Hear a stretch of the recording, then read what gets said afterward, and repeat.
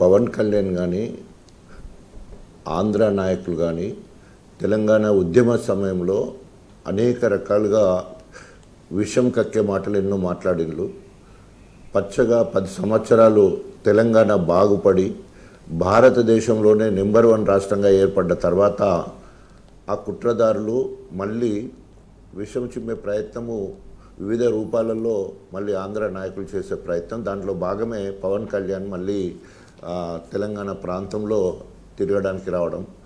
ఇదంతా కూడా ఎందుకంటే పచ్చగుంటే కళ్ళు మండుతాయని అంటారు కదా, అట్లా ఇవాళ ఆంధ్రకు తెలంగాణకు పోల్చుకుంటే నక్కకు నాగలో కనుక్కున్నంత అభివృద్ధి కేసీఆర్ గారి పాలనలో 10 సంవత్సరాలు మరి 28 రాష్ట్రాలు నెంబర్ 1 రాష్ట్రంగా అన్ని రంగాలలో ఉన్నది. అందులో వ్యవసాయ రంగంలో నెంబర్ 1గా ఆ రకంగా హైదరాబాదు గొప్పగా అభివృద్ధి చెందడం జరిగింది. సో ఆ పరిస్థితిని చూసిన తర్వాత వారికి ఉన్న రాజకీయ గ్లామర్ తోటి మళ్ళీ ఏమో అవుతానని చెప్పేసి మళ్ళీ పవన్ కళ్యాణ్ కలలు గట్టా ఉన్నాడు. వెనుక బీజేపీ అస్త్రం కూడా ఉన్నది. ఎందుకంటే ఇప్పుడు నార్త్లో అయిపోయింది, ఒక తెలంగాణను ఎట్ల పరిస్థితిలో బీజేపీ హస్తగతం చేసుకోవాలనే ఆలోచనలో భాగమే పవన్ ఇక్కడికి పావులు కలుపుతున్నట్టు తెలుస్తూ ఉన్నది. ఆయన గతంలో 2 సార్లు మరి ఎమ్మెల్యేగా నిలబడి కూడా ఓడిపోవడం జరిగింది.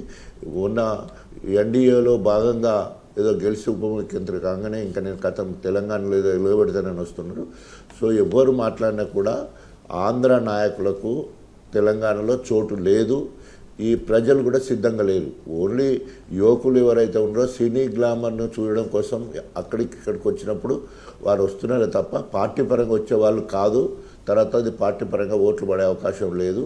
ఓన్లీ తెలంగాణ అంశం కనుక ఆయన ఎత్తినా, తెలంగాణ అభివృద్ధి గురించి మాట్లాడినా, తెలంగాణ అస్తిత్వం గురించి ఆత్మగౌరవం విషయానికి వచ్చినప్పుడు తప్పకుండా ఆయన ఎక్కడున్నా కూడా ఆయన ఆంధ్ర నాయకుడు అవుతారు, కానీ తెలంగాణలో వచ్చి ఆయన ఉరగబెట్టేది ఏం లేదు.